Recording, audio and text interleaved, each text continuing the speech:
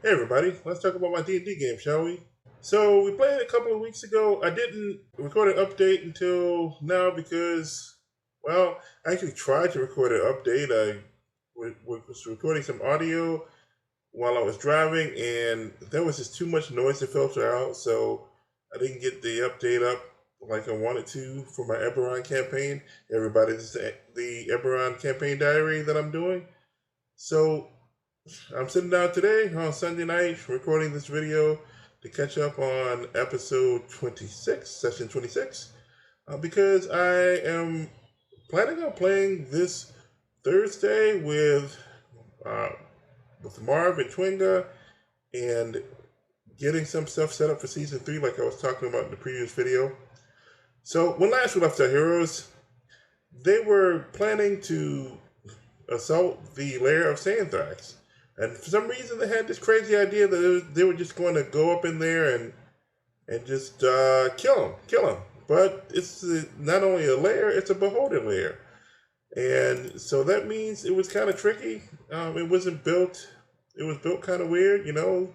There's a disintegration ray, and so the layout is vertical. Well, dungeons are vertical anyway. But really, there was no way to get up or down in the lair except by climbing, or what they have not found out yet because they haven't really looked, is there's a series of tensors floating discs. Various creatures in the lair has a wand that can cast a spell so that they can get up and down. But anyway, so they go in, they assault the Dole Grims that are guarding the entrance. They do so in Alpha Strike style and do good enough not to alert the rest of the inhabitants inside. They get inside, they fight some more, they fight some Dolgons. But Twinga falls prey to a sliding floor trap, so he slides into the next room where some more Dolgons and a demon aberration looking thing was there to meet him. That was a creature that I made up just to throw in something different and throw a little beef in here. And they fought those things and they beat them, which unsurprisingly. But it was really cool seeing how they were going to navigate the sliding floor trap.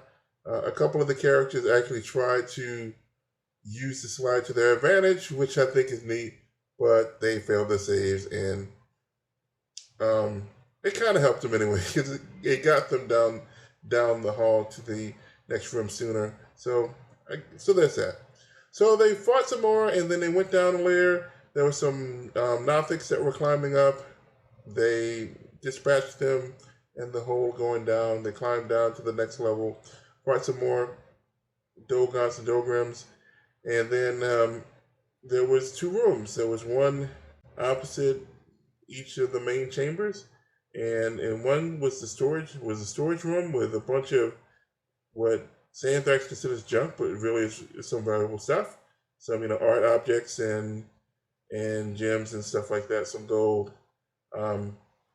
Saenthrax has a warped sense of style, so the things that he likes isn't what is typically valuable to normal people.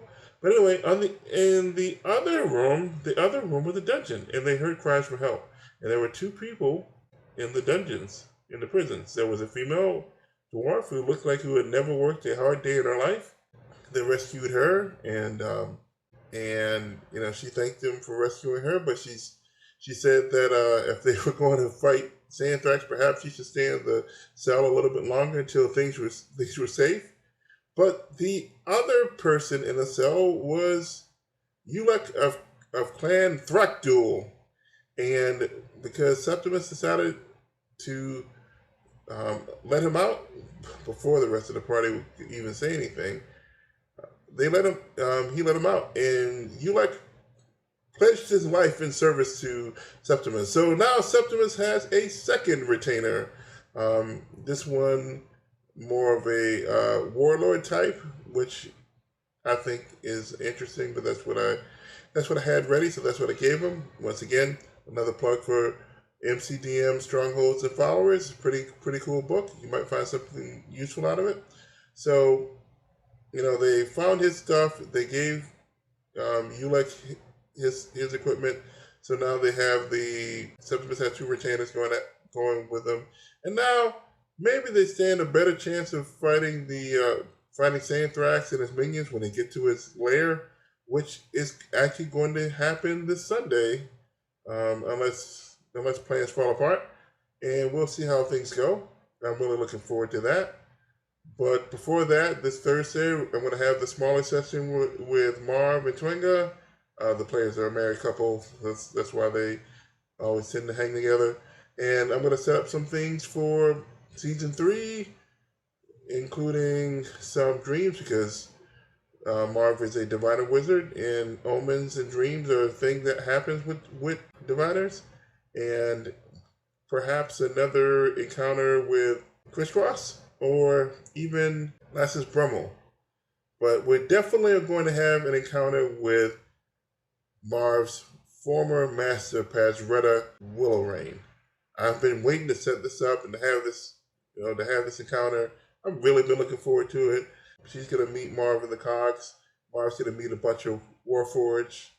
I'm not sure, it'll be interesting to see how Marv interacts with the Warforged that will be meeting in this particular area of the cogs, where Warforged, which is basically a Warforged ghetto, but there's a tavern in that area of the cogs that's basically a neutral ground, so any Warforged can go there, and so long as they don't stir up trouble. So you'll have Warforged that are aligned with the Lord of Blades' purposes there. They won't do anything. That's my daughter in the background, in case you hear that. And I'm really looking forward to doing some role playing for that. So that's about it for this session.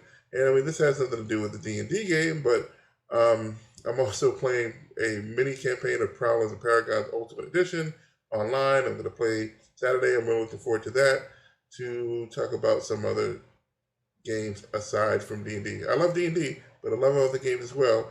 And when I first started having stuff up here on this YouTube channel, some actual plays, it was a lot of fake stuff, actually.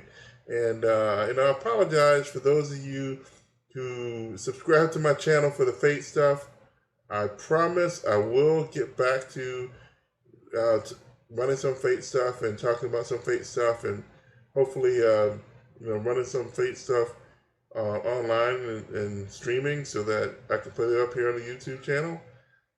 So thanks for hanging with me. And for those of you that have subscribed since I had a soft reboot of my channel this year, thank you. And thank you for sticking with me. Thank you for being patient. And until next time, I will see you later.